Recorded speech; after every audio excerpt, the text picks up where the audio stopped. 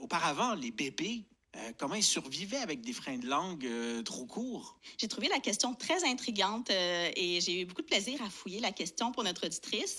Bien, tout d'abord, un frein de langue trop court, ça a très peu d'impact sur l'alimentation au biberon. Pourquoi? Parce que la succion au biberon est beaucoup moins active qu'au sein et la tétine étant plus dure et moins volumineuse que le sein.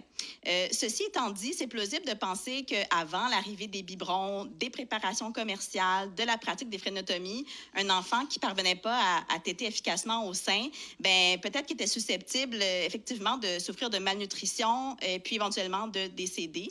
Ouais. Et aussi, ben les mères à l'époque avaient souvent recours à des nourrices pour allaiter leurs enfants. Et si une nourrice n'était pas disponible, l'enfant risquait alors là de mourir. Aujourd'hui, on encourage les mères à allaiter, c'est connu, mais ça n'a pas toujours été comme ça au Québec.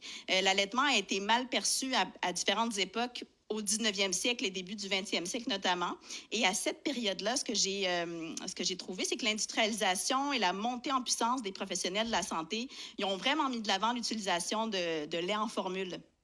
Et puis, ça, c'était commercialisé comme étant le meilleur encore que le lait Ce qui maternel. aurait pu avoir comme effet, en fait, d'enlever un peu de pression, si on veut, Oui. de sélection.